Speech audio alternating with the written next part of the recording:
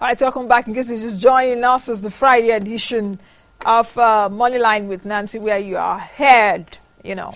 All right, at the beginning of the program, I did talk about the survey conducted by NOIPolls and Nigeria Health Watch. On the survey did tell us that 8 out of 10 Nigerian doctors seek work opportunities abroad. So they are emigrating, they are leaving Nigeria to other places where their bread will be buttered and the grasses are greener. Joining me right now to my immediate right is Dr. Ifeanyi Nsofor, who is the Chief Executive Officer at EPIAFRIC. He's also the Health Communications Advisor at Nigeria Health Watch. Welcome to the show. Thank you so much, Nancy. All right, close to my left is Christiana Ogbe, who is the Head Corporate Communications at NOIPolls. Welcome, Christiana. How are you? I'm fine, thank you, Nancy. Now, let me get started with you. Why was there this collaboration between NOIPolls and Nigeria Health Watch? Just this survey. Why not any other survey? Why medicine? Why health? All right. Yeah, actually, Nancy, this is a very, very critical survey. It's not just like any other survey, because this actually concerns our health sector. And if you know, this phenomenon of doctors, emigrating, it's not just now. It didn't just start now, but there's been, recently a rising trend, in doctors emigrating to seek better work opportunities abroad. And so that's why we saw the need at NOIPolls to partner with, our health partners, Nigeria Health Watch, to drill down into this issue and then to interview doctors, survey doctors, and see what the challenges are. What are the challenges they are facing? What is making Nigerian medical doctors to seek work opportunities abroad? As a matter of fact, it's not just medical doctors, other health practitioners. We have nurses and other, health practitioners. But what this survey actually did was to focus on medical doctors. We actually interviewed medical doctors to see what the issues are, what the challenges are. And as a matter of fact, the figures are quite alarming. As you said, 8 in 10 Nigerian medical doctors are seeking work opportunities abroad. That means if you put 10 doctors, if you count, as a matter of fact, it's actually 9. Wow. Yeah, because 88%, so it's more of 9 in 10 doctors than 8 in 10 doctors who are currently seeking work opportunities abroad. So that's quite alarming. And if you look at the various cadre, in terms of the level, we have more junior level doctors. As a matter of fact, 91% of the medical doctors who we surveyed, junior level, who are currently seeking work opportunities abroad. We have other levels, that's 89% of mid-level, 71% of senior level doctors. So what that means is that as soon as doctors are getting their qualifications, they're taking it abroad. So they get the training, they get the qualifications, and then they take their expertise abroad. So where does it leave the health sector? So that was why there was a need for us to, what was the motivation? Or what was the motivation for them? Perhaps I should come to you, Dr. Nsofor. What was the motivation for them to go work abroad? Because we need that economic strength, as it were, in all sectors. Because I always say that even with what I do here on the show, it dovetails into every area of the economy, every area, every facet, be it politics, the social angle, the economic angle. So what is the motivation for them? Okay, well, again, thank you, Nancy. The doctors interviewed gave several reasons, really, for emigrating.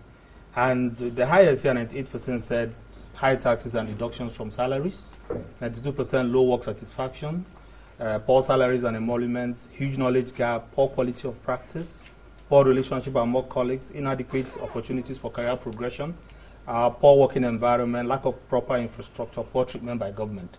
So if you put everything together, really, it's a question of doctors do not get the needed job satisfaction that they require to be able to deliver the work that they do very well. I mean, you can pick any of them.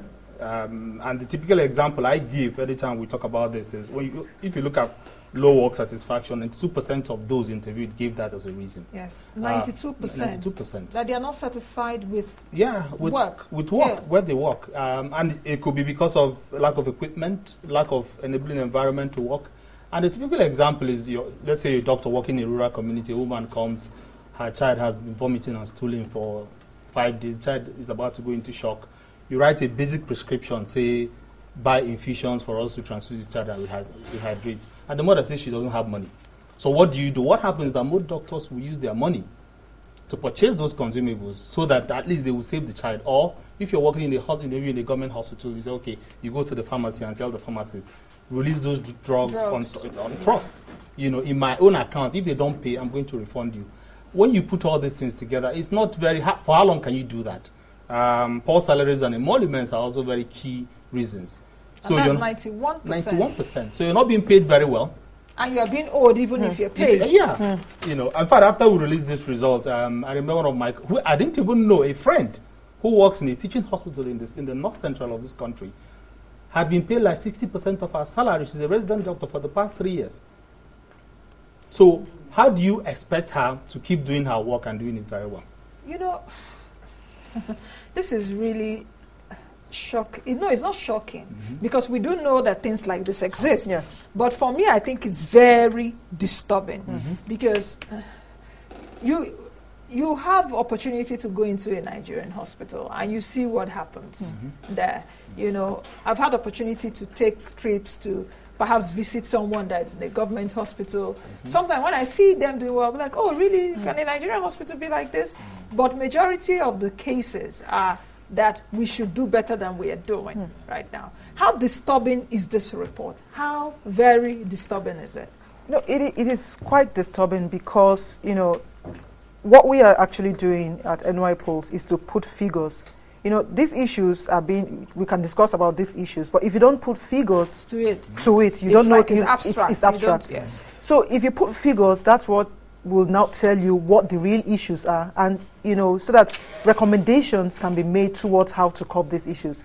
And again, if you look at it critically, this is a major brain drain for the Nigerian medical, you know, for the health sector. This is a brain. So after, you know, doctors get their qualifications, they take it abroad. So where does it leave the health sector? So that means that all stakeholders need to put it. In fact, this is one is now is all hands on deck to see what can be done to curb the rising rates of medical doctors leaving, you know, the country. And not just medical doctors. Not just medical doctors, yes. Nurses, because there's this notion that, oh, as a nurse in Nigeria, you will not make money. But if you go to the UK, to the US, for example, you make so much money. In fact, we've seen even families from here relocate, and the husband will tell the wife, please go and study nursing because there's money there. Isn't it? Oh, definitely. I mean, it happens very frequently. The brain drain cuts across the, you know, the different human resource, you know, segments within the health sector. And I think what this has done, you know, reiterating what Chris has said, is really to put figures to what we know has been happening. You know, and I say, we've talked about it severally. So for me, when I was in medical school, I had 5 very close friends. So as we speak, I'm the only person in the country. So the other the other 5 are gone, left so many years back. Where exactly are they? So some are in the US, some are in Canada. Okay. If you are in Ireland, and of course beyond those ones that are close to me, I have quite a number of my classmates in the UK. So you know why I asked? I wanted to know which countries, because there are some countries in the world that favor, you know, that the health professionals earn more. Because if you take a look at this report, now I'm looking at it, that it's just about economics, and it's about where your bread is buttered. Oh, definitely. Isn't it? Yeah, it's not like we say, it's all naira and kobo. Yes, it's all naira and kobo. Yeah. And you know, the interesting thing is that, some people have tried to articulate how much it costs to train a doctor in Nigeria. Mostly government subsidizes the training of doctors to the tune of up to like $50,000 by the end of your 6-year training. In Nigeria? And in housemanship. So imagine the number of doctors that are graduated every year from the different medical schools, taking their capacity abroad. But in spite of that, in spite of what government has spent to train you, if you consider what it costs a doctor to be trained in Nigeria and the US, for example, most doctors in the US that are trained there will take loans that run into hundreds of for the next 30 years. I see paying back their loans. But here, it costs so little when you compare with the West to train doctors. But even after having done that, doctors, because of the poor working conditions, now it's not commensurate giving back. Yes. The input is not. It's not commensurate to the output. Oh, if the government subsidizes at that point, subsidize you in, the government also wants to get back what it has subsidized, isn't it? Yeah. And again, another critical issue that needs to be looked at is, okay, for example, if you look at currently the doctor-patient ratio at the moment now, it's a very large, so one doctor to, I don't know how many thousands of patients. Now, if you have doctors who are currently seeking work opportunity abroad, another factor that we need to also consider is the population. So the population of Nigeria will continue to rise. So if you have, the population, rising population, and you have lesser doctors, to manage the health, to provide health care. So where does that leave the health sector? So that's why this alarm, needs to be sounded, and that's what we're doing at NOIPolls with Nigeria Health Watch. And it needs to, get to the stakeholders. We need recommendations and active participation by all stakeholders to curb this issue. If not, I don't know, because while we were having the press conference, one of the partners, one of the panelists said there are about 2,500 doctors who will leave at the end of September. So if you have 2,500 doctors leaving at the end of September, leaving the shores of Nigeria. Actually. Yeah. And the guy who said that is one of the executives of the National Association of Resident Doctors, people in training after graduation. And he should know. I think he gave the data was quite concrete, because he operates within that space where doctors are being trained. And it's the sad thing really is that when we talk about health in Nigeria, a lot of Nigerians are really not bothered. It's almost like people would pull out their hairs if Abuja Airport is closed for 6 weeks. But you're saying we're not giving it the needed attention, or we should sound that big alarm concerning health. Yeah, Nigerians should be more interested and demand that government does the right things. So, for example, government is spending so much to train doctors. Why is the government not providing the enabling environment for these doctors to work and thrive and practice to the best of their abilities? So it's almost like, okay, we've spent so much money training you, we'll just leave it to your own, whatever it is that you want to do. And for how long can doctors keep doing that? You have friends who are your classmates. We hear there is even a WhatsApp group that has about 5,000 doctors, Nigerian doctors across the globe, who are always, chatting and sharing ideas and everything. So these things will keep happening. Isn't it an eyesore that when you go abroad, some of the best medical professionals are Nigerians? Well, definitely. Of course, I think the acting president hosted one of the Nigerian doctors that brought out a fetus and operated, did a surgery on the fetus and unborn child and put it back. That was a Nigerian. Yeah. Many Nigerian doctors are cross-board. You go to the USA, for example, serious issues, and they tell you, oh, wait for the consultant or wait for the medical doctor. And when the medical doctor comes out, you will just hear, Oladimeji Lawal is doctor. I'm like, really? Dr. Lawal, US? A Nigerian. So how disturbing is this? Why is this happening? Is it that the government is not really interested, or we are incapacitated, we don't have enough money to attend to some of these issues? I tell you, from the survey, one of the questions we asked is government doing anything about it? And a very high proportion of the respondents who we interviewed said that the government is unconcerned. So I'm just talking about findings from the poll. Yeah. So that is the perception that the doctors, that the government is not concerned, is unconcerned about the issues of the health system, of our health system. And if this continues, then that means that even more doctors who you will think that will go abroad to get improve their knowledge or get more qualification or improve. As a matter of fact, one of the findings that we got said that there's a huge knowledge gap. So which means that these doctors look at their counterparts abroad while their new technologies coming up and their mates abroad are acquiring this knowledge. They that remain home are just their knowledge or whatever they've acquired is just stagnant. So that means that they are not improving. So what this means is that if doctors even go out there and they don't even really see the need for them to come in because they know that the enabling environment is not there. Like Doctor said, that it's not just about training doctors. These doctors have the capacity, but do they have the enabling environment to practice? Now, Dr. Ifeanyi, the doctors we have in Nigeria, do they really have the capacity, and are they very competent? I know why I'm asking the question, because when you go into some hospitals, the kind of attention you get, of course, is not encouraging. We do know, okay, from your findings, perhaps they don't have an enabling environment, but the first port of call is to your patient, whosoever that person is. So the attention is not there, and all of that. Do you think that our doctors are competent? Because even the way when you get into hospitals, they think they are doing you a favor, and this is a matter of life and death.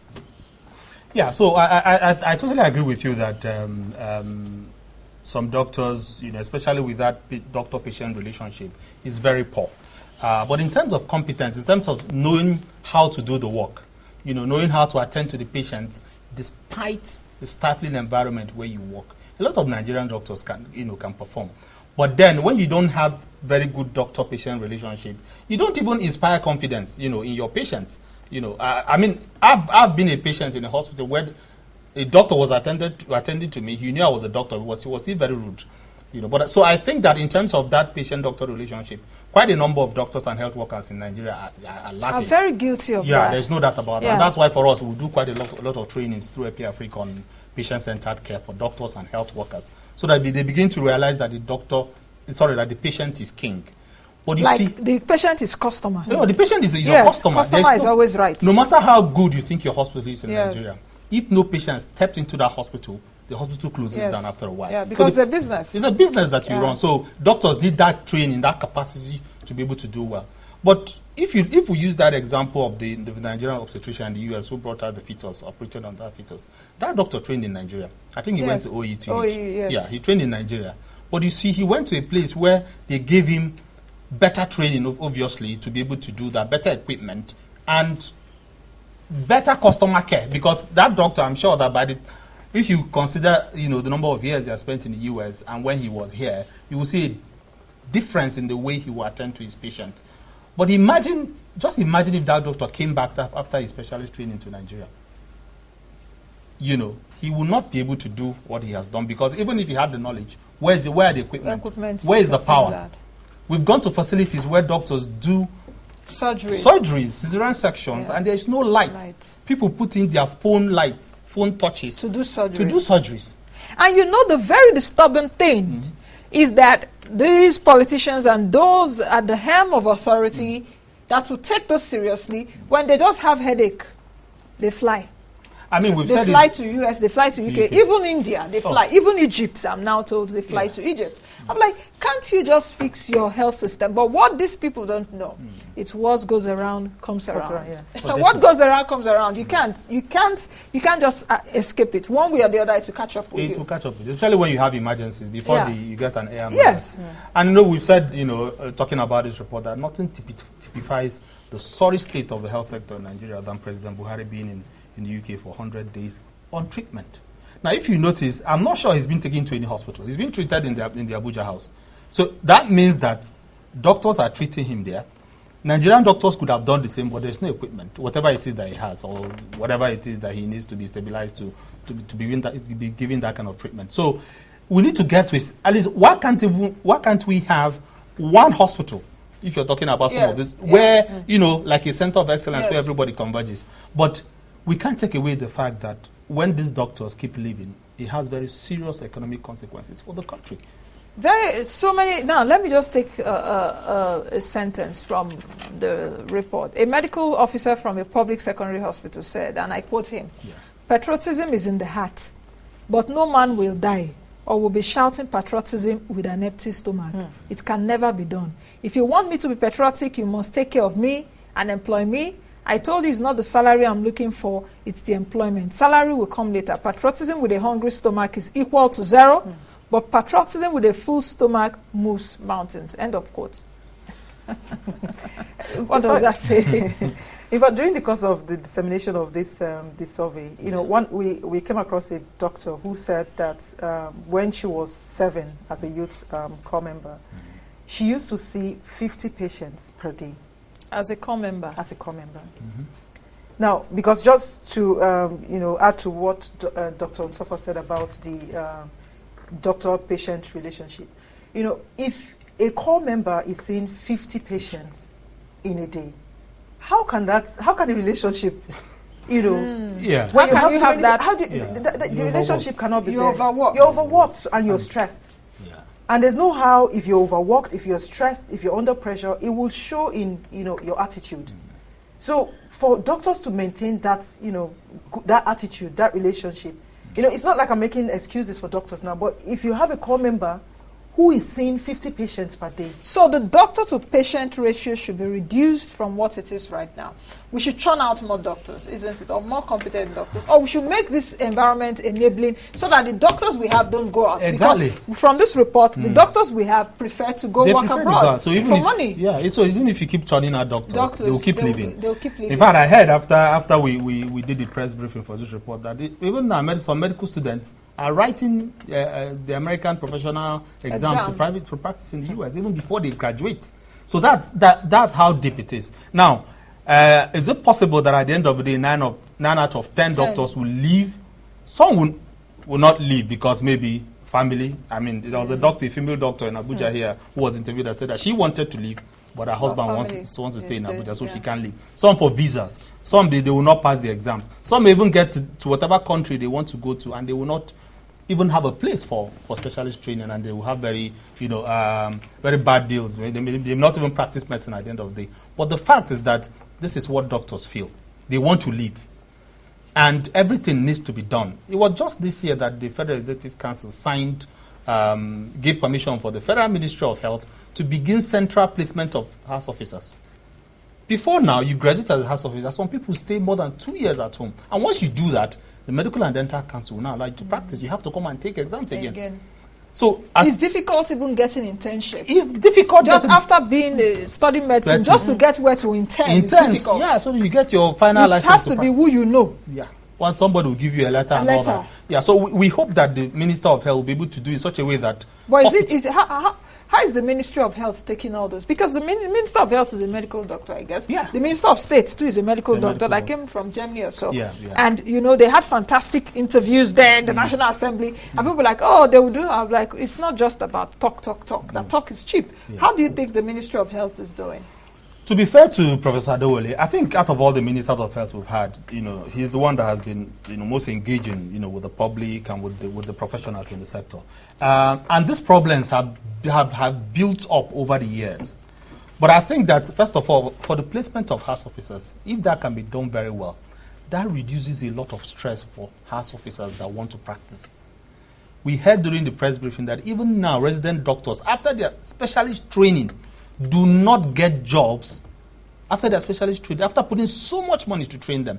So I think that, it's almost like, the usual cliche of we have to declare a state of emergency in the health sector. But we need to, it's not just the federal government, it's not just the federal minister. Yes, I'm coming to that, that what can private sector do in terms of alleviating some of the problems? That's investing in health right now. Yeah. Because even in other climes, like in the US, for example, okay, let's say now, for example, a doctor will be working in a public hospital, and by the side, he has a private clinic that he goes to in the evening. Abroad, you hardly see such things. Of course, you have like little clinics and all of that, but there will be a centralized big hospital that they will refer the person. But here in Nigeria, it's not that way. Yeah. How can we make investing the environment more friendly for perhaps private sector to invest in health? Why should a medical doctor, for example, be the CMD, the Chief Medical Director of National Hospital? I can't phantom that. Why a medical doctor will be the managing director of National Hospital, for example, because I think it's about administration. Yeah. It should be handled as a business. Then the CMD, who is a specialist, should go to his... Am I not making sense? No. Perhaps as a doctor now, you will have some kind of feelings to it. No. But I'm talking that this is how it should be done. No, you're absolutely right. Because even if you look at some of the top hospitals in Europe, they are not being run by doctors. They are not being run by doctors. Doctors should not have business in running. Yes. Having said that, if a doctor has training, to run a business, they can do that quite well. But I think that part of the recommendations that we give in this report, for example, is that if you look at everything, like we said, everything still boils down to Naira and Kobo. We feel that the sector is not well financed. Okay. And that's why we recommended for universal health coverage, which within our own climb a very easy way to achieve that is health insurance. Fantastic. For every Nigerian. The NHIS. NHIS. Of course, it's also boiling in so much controversy right now. Exactly. After 12 years. You know, we in Nigeria Health Watch, we have an annual forum called the 2 or 3 a year, the Health Watch Forum. The first for this year, we invited all the heads of agencies that President Buhari appointed last year in the health sector. Professor Idris Yusuf was there, Dr. Chikwe Hiekwazu was there, and Dr. Aliu from NACA. And you know, interestingly, Professor Yusuf said, after 12 years, and that was the first time we got this data, after 12 years of the NHIS, after almost 350 billion naira pumped into the scheme, only 1% of Nigerians have health insurance. Yes, he said that. I heard it. Yeah. So how come Nigerians were not scandalized by that? It was almost like, okay, everybody went back to sleep again. But, so you see a situation where we have this thing that has lingered over the years. If NHIS was better run, because the financing is there, you have more Nigerians with health insurance. Once you have health insurance, a lot of people buying health insurance, there's a lot of money in the sector. Then so that even when investors come, they will see there are incentives for them to. Okay, Christy, let me come to you just quickly before we go. What has this report now got to say? Just you've said one or two things during the interview, but what are your final thoughts? Okay, I would go back to what the doctors said, because they are the ones that know where it pinches. And one of the critical things they talked about, just to reiterate what doctor said, is more funding in the health sector. And as a matter of fact, there are still some doctors who are out there who are unemployed. So there needs to be more employment for doctors. We're talking about doctors being overworked, but there are still some doctors who are looking for placement. Yeah. So why are some doctors being overworked when we have so many other doctors who do not have placement? So it still boils down back to funding of the health sector. Universal coverage for all Nigerians. Just going back to what doctor said about having someone who is you have a family who what needs to be done for that family, but they don't have the the resources to do that. So that will continue to discourage doctors. Okay. So as far as the health sector is concerned, if there is no funding, if there's no enabling environment for these doctors to thrive, to improve, then the issues will continue to remain. Okay, I think we'll just leave it at that. And it's really very pitiful that the head of the country, the leader of the country, is abroad, perhaps over 100 days now, for medical for medical attention. I think that by God's grace, we are praying that President Buhari comes back. But if he comes back, for him being abroad for 100 days is a clarion call that fix the health sector of this country. Because we are spending money now, keeping him in the UK, our plane there, spending money, his aide spending money. Oh, come on, guys. And all the visitors. Come on, guys. Let's make this country work. Many thanks for joining. Thank you so much. Many thanks. All right, I've been speaking with Dr. Ifeanyi Nsofor, who is the Chief Executive Officer at EPIAFRIC and the Health Communication Advisor, Nigeria Health Watch. And I've also been speaking with Christiana Ogbe, the Head Corporate Communications, NOIPolls. We've been looking at the emigration of doctors out of the country. 9 in 10 doctors, 9 in 10 Nigerian doctors want to go out. Of course, we have them in our families, so what have you? I have many cousins that are medical doctors. All right, many thanks for coming. Thank you so much. That's the much we can take on today's edition of the program, and that's it for the week. I hope you've enjoyed our package for this week. Of course, like I said at the beginning of the program, Lagos is the second least livable city. Can we get good reports for this country? But that's the much I can take. I'll see you all on Monday. Nancy Naji is my name. Be the best you can be and be the change that you want to see. Bye now.